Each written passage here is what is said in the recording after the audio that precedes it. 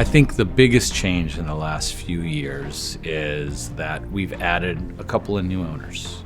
For a long time, it was just Barry, Tom, and I, and was never going to be anyone else. And as we grew, and for lack of a better word, the demand for what we do grew beyond our ability to take care of our clients, not only do we have to have a team of great trial lawyers who were dedicated to fighting for our clients, we needed to show those dedicated trial lawyers that they had a future here, and it was more than just working for ChasenBoscolo. So in the last few years, 2 new owners, Matt Peffer and Mike Ryder, and they really are helping us drive the firm towards the next generation of taking care of the clients and being committed to being great trial lawyers.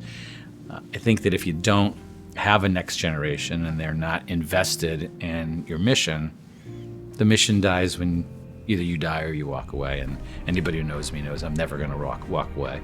I'm sure I will die at my desk. And that's not a sad thing. I've had that conversation with my kids because I want them to know, other than being their dad, I was doing the thing that I loved the most. And so they shouldn't feel sad if that's what happened.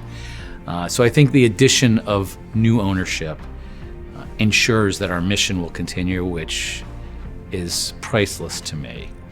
I think the second thing that we've done, which I'm excited about, is we've dipped our toe into the Baltimore market for the first time. For a long time, folks have asked us, why don't you have a Baltimore market? Why don't you have a Baltimore presence?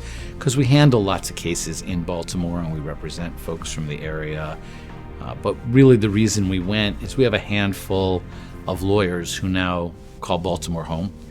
And so it's more about trying to take care of them and giving them an opportunity to bring what we do to their communities that caused us to open a Baltimore office. I think that's a really exciting addition. For me personally, having my wife here, pretty amazing. She had been on the other side. She's a lawyer. We met on the first day of law school, but that's a whole nother story. She had been on the other side for a really, really long time and sort of got tired of doing the same stuff every day and retired. Literally retired from practicing law about 5 years ago and intended maybe to work for a charity, teach, do something else. And after about 6 months, she was sort of bored. She missed being a trial lawyer like the rest of us here. She loves trying cases. And I sort of persuaded her, cajoled her into giving the plaintiff's side a chance. And she has really been a phenomenal addition to the law firm. And she's really, if you walked around our office, you would see more frequently than not a swarm of young lawyers around Sherry asking her for guidance and mentorship. And I guess the fourth thing that's a really big development for me is anybody who wants to talk to me about diversity should just go look at our webpage. We have tons of great women litigators. Most of them are moms. And I think our commitment to family and our commitment to being great trial lawyers attracts great female trial lawyers. And that really fits well with Sherry because she's still a trial lawyer and she and I, mostly she, have raised 3 kids. And so somehow she found a way through the 2 decades of being a trial lawyer and being a mom who's really principally in charge of 3 children. And I think the reason you'll see so many of the younger lawyers look to her for mentorship is they want her experience. And so I think not only having my wife here, but having this group of really phenomenal next generation female trial lawyers is something that I'm incredibly proud of.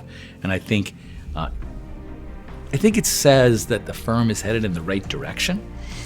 And I don't think we have seen the power of having a lot of women help you run your business.